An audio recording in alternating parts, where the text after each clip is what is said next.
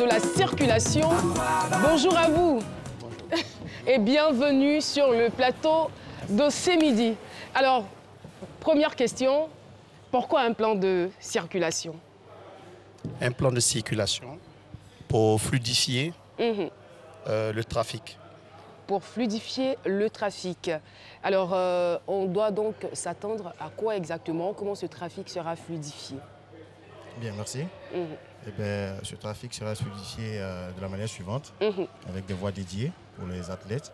Vous savez, depuis le lundi déjà, avons commencé à recevoir les premiers athlètes dans le cadre des Jeux de la francophonie. Et donc, qui sont tous basés à l'INJS, qui est le village des Jeux. Et donc, ces athlètes devront à un moment donné quitter le village des Jeux pour les différents sites de compétition. Et donc, il y a des voies qui sont dédiées pour les différentes navettes. Et c'est quoi ces voies-là? C'est les axes, si nous voulons les définir ici, qui seront assez nombreuses.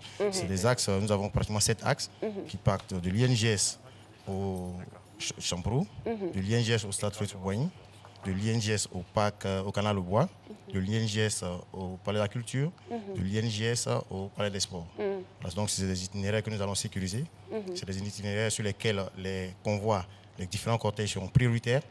Et donc, nous demandons aux usagers d'être assez indulgents, d'avoir un esprit civique et de sorte à pouvoir permettre un bon séjour à nos hôtes. Mais est-ce que ça sera comme ça, on va dire, tout le temps des Jeux de la francophonie?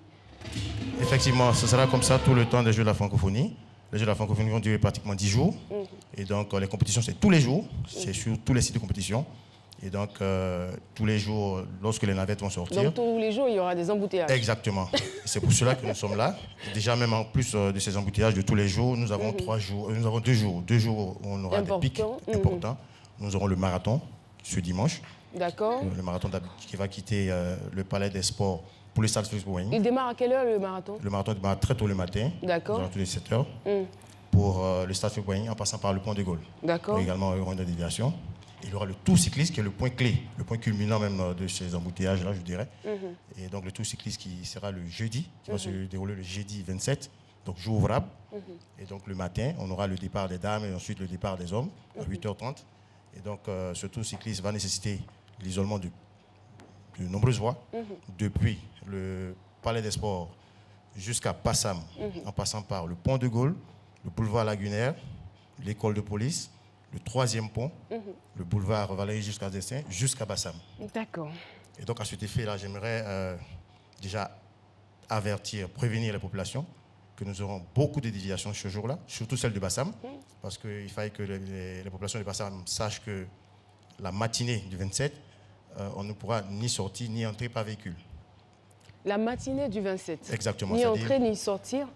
Voilà, de Bassam. Exactement. Ils pourront emprunter l'autoroute. Ah, d'accord. Voilà, les athlètes vont emprunter l'ancienne voie. Donc cette ancienne voie sera complètement isolée pour les athlètes. D'accord. Voilà. Merci beaucoup. Vous avez quelque chose d'autre? Je parlais à l'instant avec le commissaire de police de première classe, Assassi Kwaku Hervé. Alors, lieutenant-colonel Kwadio Apia, est-ce que vous avez d'autres informations à rajouter? Oui, je voulais juste préciser que le 21, c'est la cérémonie d'ouverture et que le boulevard sera isolé à partir de midi. D'accord. Et j'aimerais rassurer toutes les populations que toutes les dispositions sont prises pour qu'elles se sentent en sécurité pendant ces Jeux.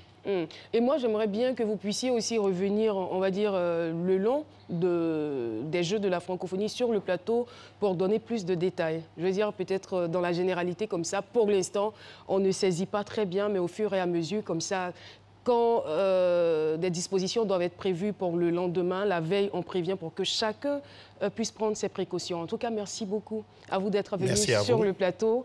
Et voilà, c'est donc avec des applaudissements qu'on va vous dire au revoir. Merci infiniment. Merci beaucoup. Merci au lieutenant-colonel Nguesson Adrien et aussi au lieutenant-colonel Koné Naklan. Merci beaucoup. Et bien aujourd'hui,